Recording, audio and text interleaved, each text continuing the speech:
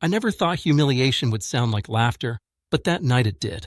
I was standing in the hallway, half tired, half distracted, when I heard my wife giggle from the kitchen.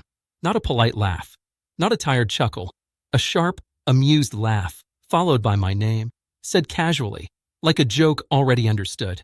My name. I froze. Her voice dropped, conspiratorial.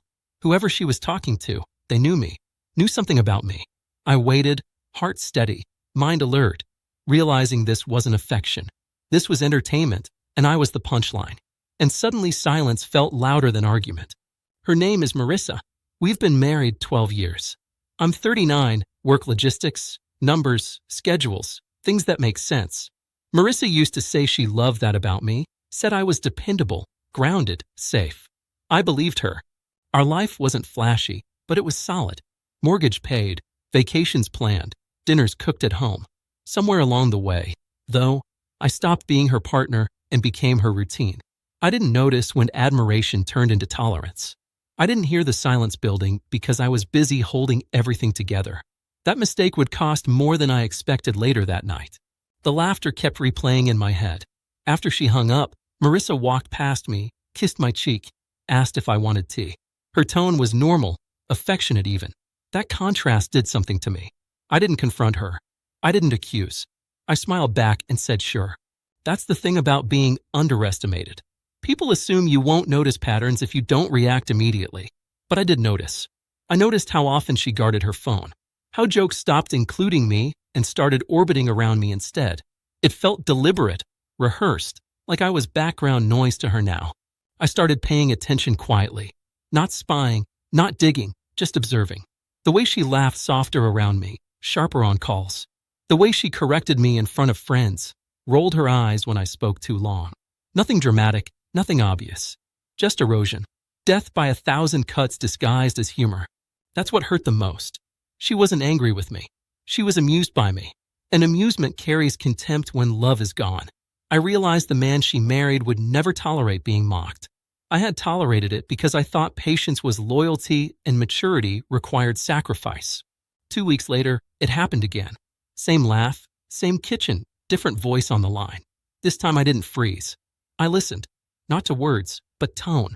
She laughed at something about me being predictable, safe, boring in a way that paid bills. The laugh that followed wasn't cruel. It was casual, comfortable, like the speaker expected agreement. And Marissa gave it. That was the moment I understood. Respect hadn't slipped accidentally. It had been traded away privately, then normalized. I didn't feel rage. I felt distance.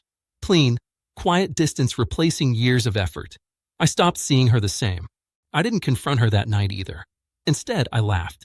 Not out loud. Internally. I laughed at how seriously I had taken someone who no longer took me seriously. Something shifted. The next morning, I canceled the weekend trip I planned. No announcement. Just canceled. When she noticed, I said I needed space to think. She looked confused, then annoyed. She wasn't used to silence from me. That silence was my first boundary. I started detaching with intention. Less explaining. Fewer favors. Equal energy. No resentment. Just recalibration. It felt unfamiliar but strangely empowering for me after many years inside. Marissa noticed the change quickly. She asked if I was upset, joked that I was being dramatic.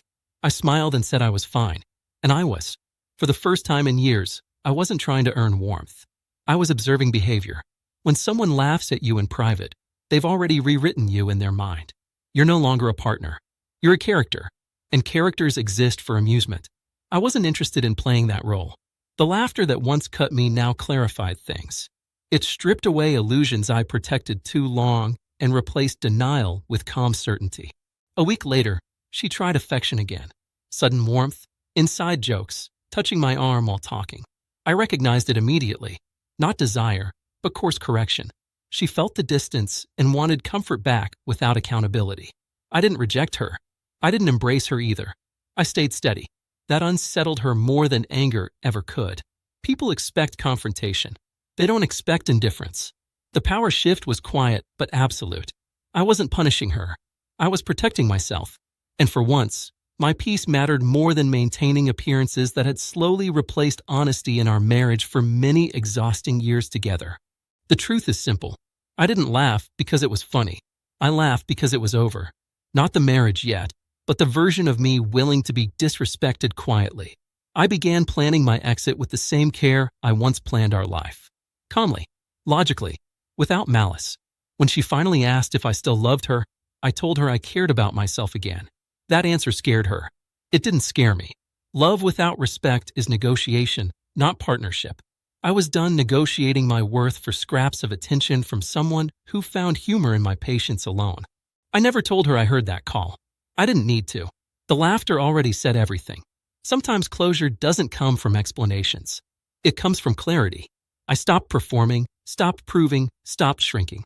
Whatever story she told about me on the phone no longer mattered. I knew who I was. A man who showed up, stayed loyal, and left with dignity when respect disappeared. I didn't win. I didn't lose. I learned. And when I laughed that night, quietly to myself, it wasn't bitterness. It was relief, the kind that arrives after finally choosing yourself without apology or regret.